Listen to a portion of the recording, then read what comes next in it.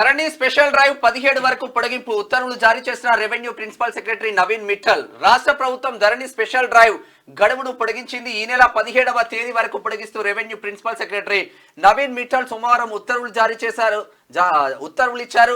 Special drive ను ఈ నెల 1 నుంచి 9 వరకు నిర్వహించి దరఖాస్తులన్నింటినీ పరిష్కరించాలని ప్రభుత్వం ఆదేశించిన సంగతి తెలిసిందే. ఈ డ్రైవ్ లో ఇప్పటి వరకు 1.10 లక్షలకు పైగా దరఖాస్తులు రెవెన్యూ బృందాలు క్షేత్రస్థాయిలో పరిశీలించి డెస్క్ వర్క్ ను సిద్ధం చేయాలి. నాది కూడా 1-2 ఉన్నాయి చేయాలని నేను కూడా. అయితే ఇక ధరణికి సంబంధించి స్పెషల్ డ్రైవ్ 17 వరకు పొడిగించాలని చెప్పేసి రాష్ట్ర ప్రభుత్వం నిర్ణయించింది. అక్కడ దీనికి సంబంధించి దానికి సభ్యులు అక్కడ కోదండ రెడ్డి గారు కూడా మాట్లాడిండ్రు. అయితే ఏమైతుందంట అంటే ఇక్కడ నిషేధిత జాబితాలో ఉన్నటువంటి ఏవైతే భూములు పెడతారో అంటే ప్రొహిబిటెడ్ లిస్ట్లో పెడతారు కదా, ఆ ప్రొహిబిటెడ్ లిస్ట్లో పెట్టిన భూములు ఏవైతే ఉంటాయో అధికార పార్టీ అప్పుడు గతంలో అధికార పార్టీ ఉన్నటువంటి బీఆర్ఎస్కు సంబంధించినటువంటి నేతలు ఎవరైతే ఉంటాయో వాళ్ళు చెప్పిన వాళ్ళు ఎవరైతే ఉంటాయో అన్న నుంచి ప్రొహిబిటెడ్ లిస్ట్ నుంచి బయటకు వెళ్తాయి. కానీ ఒకవేళ మామూలు సాధారణ జనాని కానీ లేకపోతే రైతులే కానీ ఉంటే ఆ ప్రొహిబిటెడ్ లిస్టులనే ఉంటాయి, రిజెక్ట్ అవుతాయి.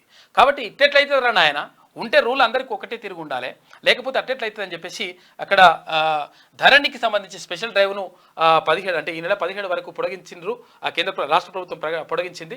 మొత్తం మీద ధరణి దరిద్రం తర్వాత ధరణి వల్ల కొన్ని లక్షలాది మంది దీనివల్ల లక్షలాది ఎకరాల భూములు దీని ధరణి వల్ల చాలా ఇబ్బందులు పడ్డారు.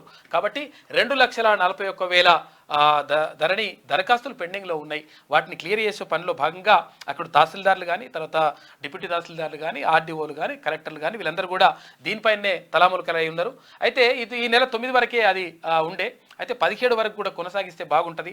ఇప్పటికే 1,00,000కు పైగా అప్లికేషన్లు ఏవైతే కొంతవరకు అర్హంగా ఉంటాయో ఎవరైతే ఆధారాలు ఉంటాయో వాటన్నిటికి సంబంధించి 1,00,000కు పైగా ఇప్పటికే క్లియర్ చేసిండ్రు.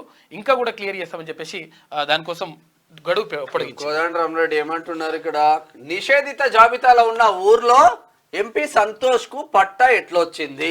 ధరణి కమిటీ సభ్యుడు కోదండరామరెడ్డి దీనికి జవాబు ఇవ్వడం చెప్పే ఆస్కారం. ఇక్కడ మిడ్మానేరు ప్రాంతంలో ఉన్నటువంటి ఇక్కడైతే అక్కడ కానీ తర్వాత ఇంకొక చోట ఏది నిషేధిత జాబితాలో పెట్టేసిండ్రు కొన్ని భూములను పెట్టినప్పుడు ఆ సర్వే నెంబర్కు పెట్టినప్పుడు ఆ సర్వే నెంబర్ అంతా కూడా ఉంటే నిషేధిత జాబితాలను ఉండాలి, లేకపోతే ప్రైవేట్ భూమి అని ఉండాలి.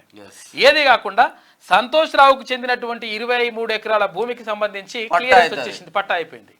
కానీ మిగతా భూమి అంతా కూడా నిషేధిత జాబితాలో పెట్టేసిండ్రు.